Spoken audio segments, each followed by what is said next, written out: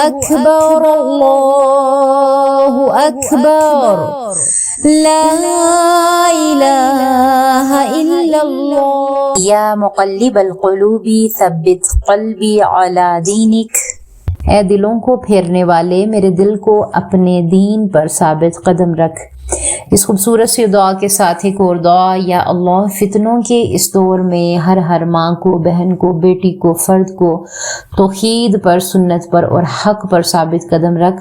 ہمیں فرقہ واریت سے دور فرما دیجئے، ہمیں ایک امت بنا دیجئے، ہمیں صراط المستقیم پر چلاتے ہوئے صراط المستقیم کے راستوں پر جما دیجئے، آمین یا رب العالمین۔ السلام علیکم ورحمۃ اللہ وبرکاتہ۔ 20 days جرنی توحید سے اصلاح زندگی تک، ڈے 15، جس میں آج ہم ٹاسک پر بات کریں گے اور وہ ہے صبر اور شکر۔ تو چلیں ہمیشہ کی طرح تھوڑا سا خود سے جائزہ لیتے ہوئے آگے بڑھیں۔ سب سے پہلی بات تو یہ کہ انسان کی پوری زندگی 2 حالتوں کے درمیان گزرتی ہے، یا اسے کوئی نعمت ملی ہوتی ہے یا وہ کسی آزمائش سے گزر رہا ہوتا ہے، اور حیرت کی بات یہ ہے کہ اللہ نے دونوں حالتوں میں کامیابی کا راستہ بھی بتا دیا ہے کہ اگر نعمت ملے تو شکر ادا کرو، اور اگر آزمائش آئے تو صبر اختیار کرو، اور صبر کے ساتھ اللہ تعالیٰ سے مدد مانگو۔ اگر یہ 2 چیزیں انسان کی زندگی میں آ جائیں، کیونکہ آپ ڈیفینیٹلی ایسا ہوگا، آپ دیکھیں گے آپ کی زندگی میں یا تو بہت زیادہ نعمتیں ہوں گی، جائزہ لیں کبھی، نعمتیں تو اتنی ہیں کہ ان کا ہم شمار بھی نہیں کر سکتے، اور پھر ساتھ میں زندگی میں کہیں نہ کہیں آزمائشیں بھی ہوگی۔ تو نعمت ہے تو شکر کیجئے، آزمائش ہے تو صبر کیجئے، اور صبر کے ساتھ کیا کریں؟ اللہ تعالیٰ سے مدد طلب کریں۔ اور اگر یہ 2 چیزیں انسان کی زندگی میں آ جائیں تو دنیا کی بڑی سے بڑی آزمائش اور بڑی سے بڑی نعمت بھی اسے اللہ سے دور نہیں کر سکتی۔ رسول اللہ صلی اللہ علیہ وآلہ وسلم نے فرمایا ہے، حدیث کا خلاصہ ہے کہ مومن کا جو معاملہ ہے نا وہ بڑا عجیب ہے، اس کا ہر معاملہ خیر ہی خیر ہے۔ اگر اسے خوشی ملے تو شکر ادا کرتا ہے اور یہ اس کے لیے بہتر ہے، اور اگر اسے تکلیف پہنچے تو صبر کرتا ہے اور یہ بھی اس کے لیے بہتر ہے۔ سبحان اللہ، کتنی گہری حدیث ہے یہ حدیث میں کہتی ہوں ایک مرہم ہے، جس طرح زخم ہوتا ہے تو اس کے اوپر ہم مرہم لگاتے ہیں نا، تو یہ حدیث کے الفاظ، نبی صلی اللہ علیہ وسلم کے الفاظ جو ہیں یہ آپ کے لیے ایک مرہم، بینڈیج کا کام کر رہے ہیں آپ کی روح کے اوپر، جہاں جہاں پریشانیوں کے دبے لگے ہوئے ہیں، جہاں پر آپ کو لگتا ہے کہ یہ آزمائشیں مجھ پہ کیوں، مجھ پہ ہی مشکلیں کیوں، میرے ساتھ ہی یہ کیوں۔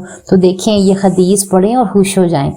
دیکھیں آگے بڑھیں کہ، اور وہ یہ کہ صبر اور شکر دیکھیں دراصل ایمان کے 2 پر ہیں، ایمان کے 2 پر ہیں، ٹھیک ہے۔ ایک پر کمزور ہو جائے تو انسان کی روحانی پرواز متاثر ہو جاتی ہے۔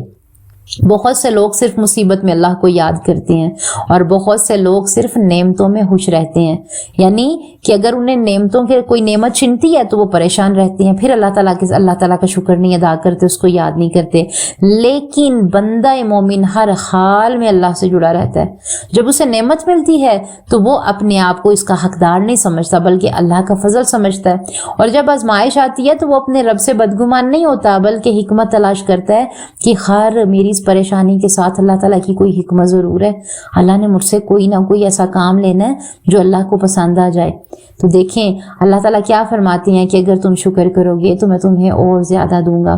تو شکر صرف الحمدللہ کہنے کا نام نہیں ہے، شکر یہ ہے کہ نعمت کو اللہ کی اطاعت میں استعمال کیا جائے۔ آنکھیں ملی ہیں تو حرام سے بچا جائے، زبان ملی ہے تو غیبت سے، حسد سے بچتے ہوئے اللہ کا ذکر کیا جائے، وقت ملا ہے تو اس وقت کو اللہ تعالیٰ کے کاموں میں لگایا جائے، صحت ملی ہے تو اس صحت میں اللہ تعالیٰ کی عبادت کی جائے، یہ حقیقی شکر ہے۔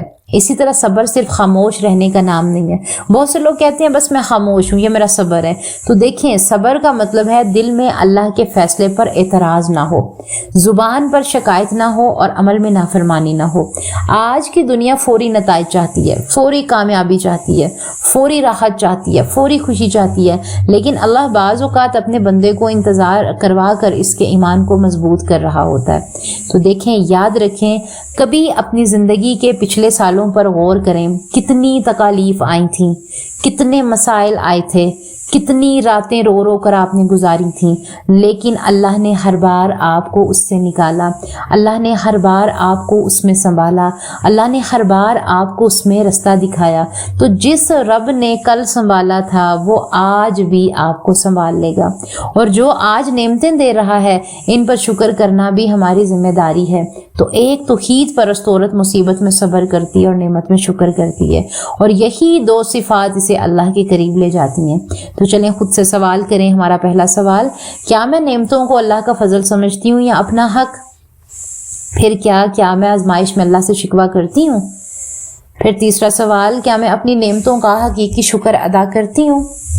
پھر ہمارا چوتھا سوال، کیا میں مشکل وقت میں صبر کے ساتھ اللہ پر بھروسہ کرتی ہوں؟